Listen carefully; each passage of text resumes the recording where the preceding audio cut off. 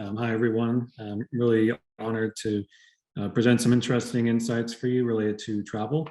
I'm glad that I know this roundtable is a little bit more lighthearted than perhaps the last one about Ukraine.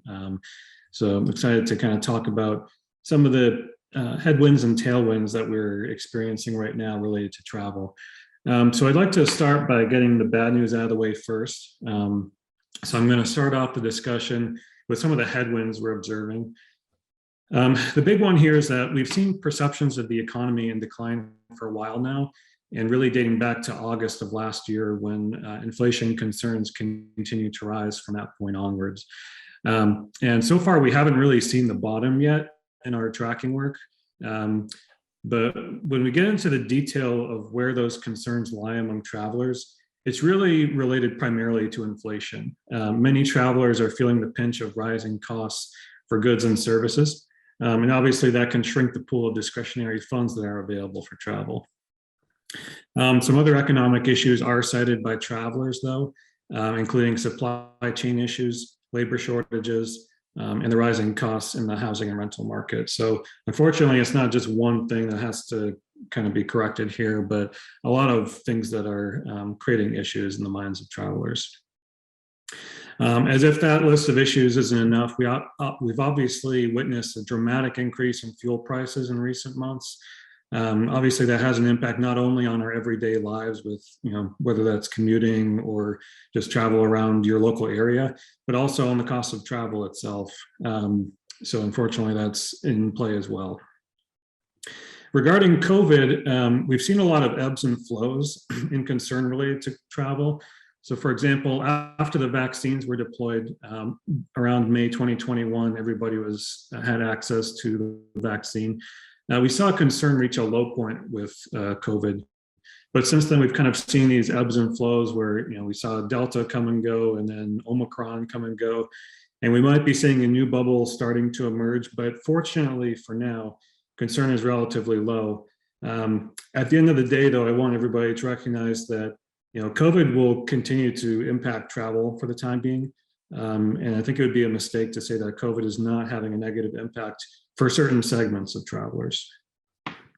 And lastly, we just have to acknowledge that international conflict does create some uncertainty about the safety of travel, particularly for Europe. So for the most part, we're not seeing much, if any, impact on domestic travel, but certainly on international travel, it's a consideration. So now that we've got kind of like the bad news out of the way, let's focus on the positive tailwinds supporting travel demand. So for starters, there's really strong pent-up demand for travel. So over the course of COVID, we've obviously had travel stunted, especially at certain timeframes. But what we're seeing here is that the pent-up travel demand that's created has actually helped travel intent kind of hold steady despite those many headwinds I just discussed. In our latest monthly pulse, we actually see that of those traveling in the next 6 months, about 1 in 4 say that at least one of their trips is one that they had to postpone due to COVID. So even as we are getting into the summer of 2022, and we're kind of 2 years since the beginning of COVID, we're really seeing kind of like this backlog of intended trips that folks are looking to follow through on in short order. While we've seen travel intent hold strong over time, despite the confluence of headwinds, we have a quantitative example, obviously, with travel intent staying stable of how consumers continue to desire travel and seek to fulfill important needs. But qualitatively, we've also observed that many benefits of travel remain as in demand as ever, even potentially to an amplified extent because of how the pandemic has kind of stunted our ability to fulfill those needs.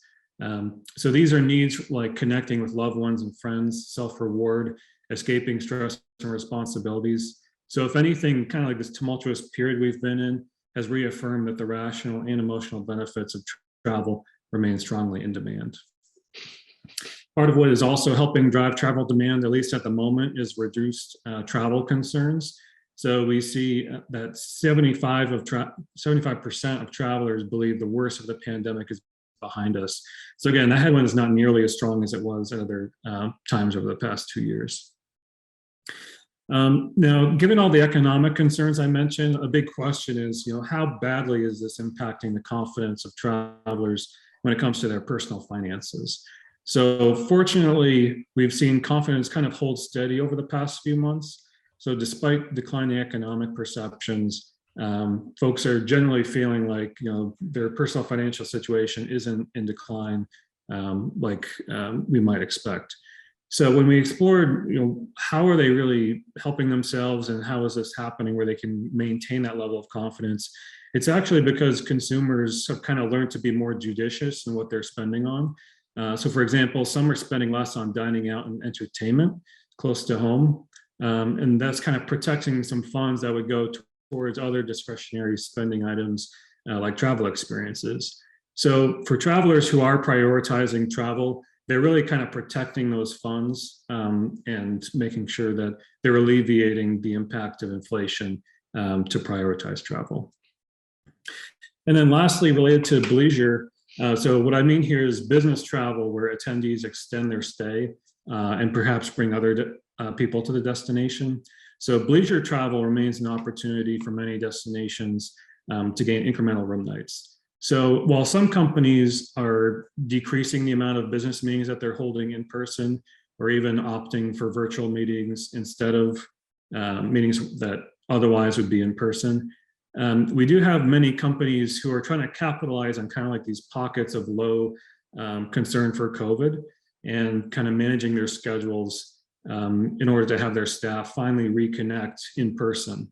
So this is putting a lot of pressure on hotels and convention centers for pretty quick turnarounds related to accommodating business meetings. But obviously that's a good thing to have that demand right now, and it presents the opportunity for bleisure stays. And just anecdotally, I'm really excited about next week. So Heart+Mind will be having a company-wide offsite for the first time since 2019. So we kind of represent a little bit of anecdotal evidence to that effect of just, the importance of reconnection with our colleagues, meeting new colleagues who might have come on board in recent months. And so a lot of companies are kind of thinking along the same lines and interested in having those business meetings in person. Texas, here we come, right, Darren? Yeah. We'll be in Austin, Texas next week. All right, so that pretty much covers an overview of the landscape, but we do have some supporting slides here related to data from our Pulse. So overall, we're seeing about over half of Americans plan to travel in the next 6 months. And that's a pretty strong number. Usually the incidence of travel out of the general population is around 50%. So the fact we're a little bit above that is a good sign. And you can see the frequencies here in terms of driving versus flying as well in that third line. All right, in terms of where they're traveling, so it's primarily domestic. We do have some interest in other areas. We still have 7% who plan to visit Europe. Usually I would expect that number a little bit higher to be around like 10 or 11%. But we also have, some other travel in, other parts of North America and the Caribbean. But again, a very strong concentration of travel that would be domestic to the US. And that pie chart to the bottom right, that's just kind of highlighting the point I made earlier, where 74% of these trips are considered new trips, meaning the other 26% of these trips are actually ones that were postponed by the pandemic. And again, that's kind of the backlog that we're looking at in terms of these upcoming trips for the next 6 months. And I spoke earlier about kind of the importance of the needs that travelers have and what they want to fulfill and how it's been amplified in a way, given what's happened with the pandemic.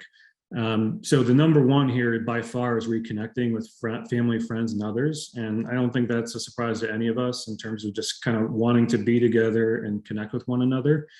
But there's obviously some other important needs here related to kind of self-reward and indulging, to escaping stress and responsibilities, and you can kind of read down the list there.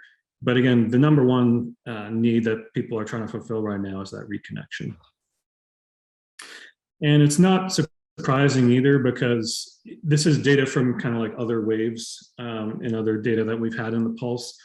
but it shows the degree to which in our relationships we feel isolated versus connected. And it's just kind of staggering to me that we have over 1 in 4 Americans who feel isolated in their relationships. And I think that again kind of speaks to that need of reconnecting and being with others.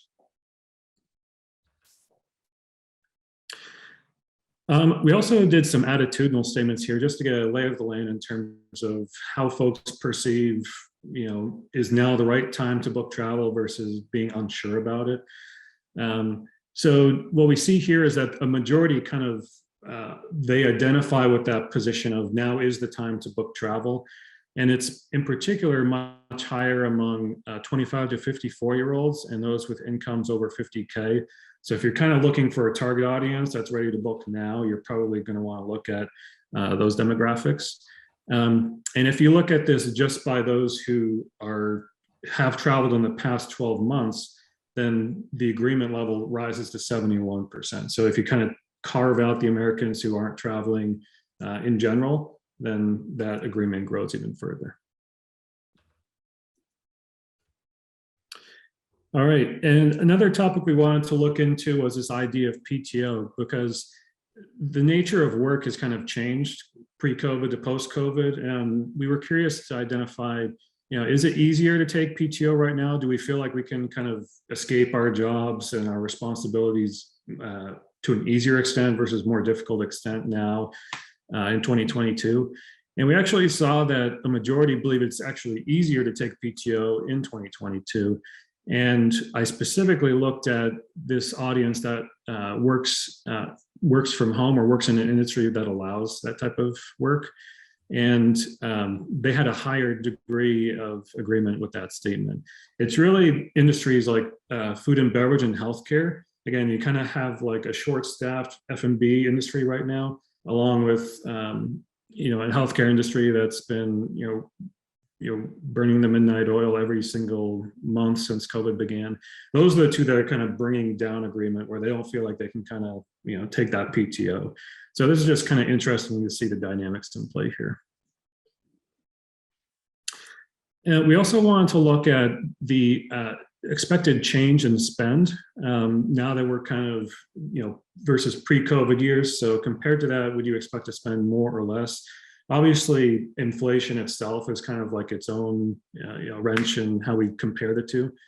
But it's interesting to see that we had households with incomes under 50K kind of driving that expectation of spending less, versus all other income levels were actually skewing to spending more. So that's kind of the dichotomy demographically that we're seeing. And if we go to the next slide, this kind of carves out, this looks just at people who will travel in the next 6 months. And for those folks who will be traveling, the expectation is that they will spend more. So 24% say they'll spend more versus 17% are going to try to travel on a smaller budget than pre-COVID. So this is just some additional context related to spend and share of wallet and things like that that we wanted to share.